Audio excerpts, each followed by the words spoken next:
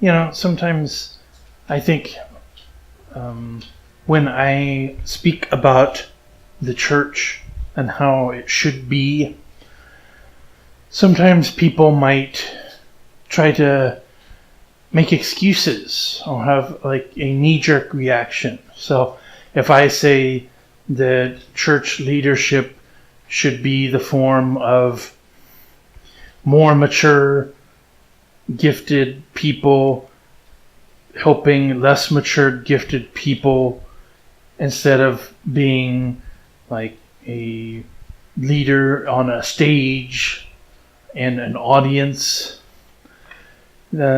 people might, church people might say, well, my church has programs that teach, pastors, or our church has programs that you can take a special class that, where you are taught how to be an evangelist. And, if I talk about going, not just making a church and saying people should come to us, that our life should be to go.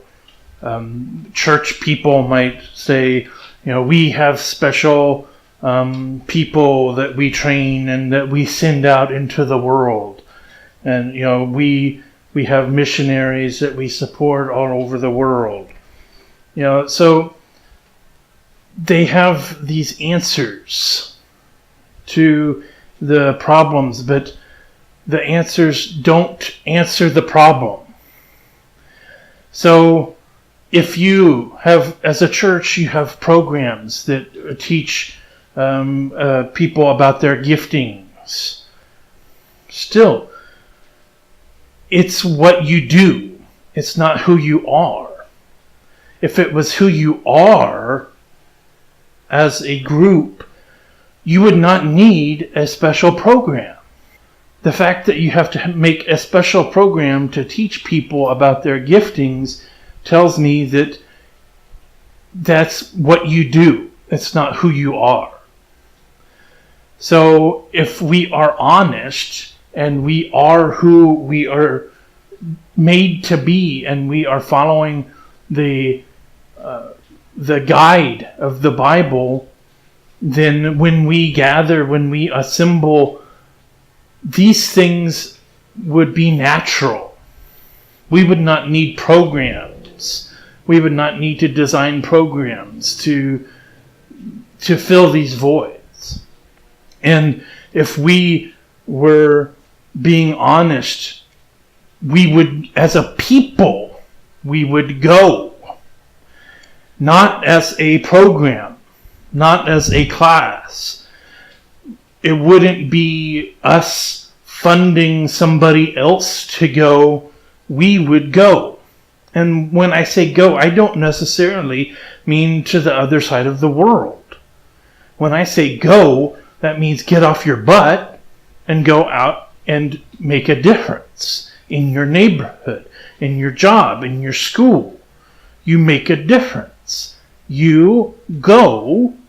You don't just create a program to send somebody else.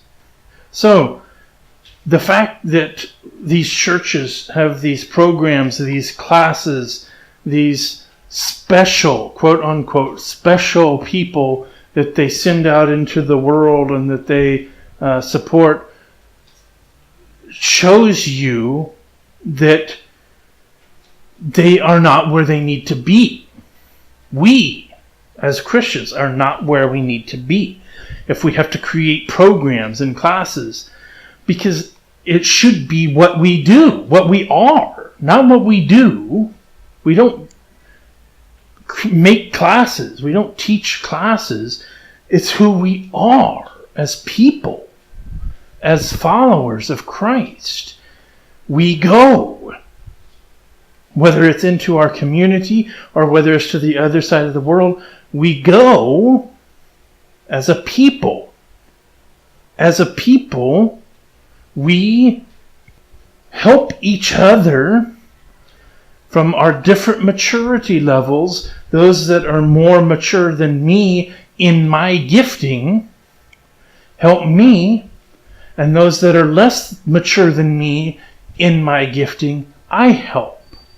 This is church Christian leadership, true leadership. And if we were being honest, and if we were actually doing this, we would not need to create programs to teach people about their giftings. So when people argue using these examples, to me, this just shows us how far we are and how far our mind has gone from the truth. So I just wanted to explain this because I think it's a knee-jerk reaction. People want to defend their ways. And I think these are some of their defenses.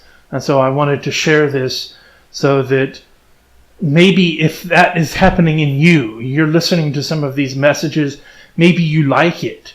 Maybe it's affecting you, but you have this knee-jerk reaction to try to defend what you already know.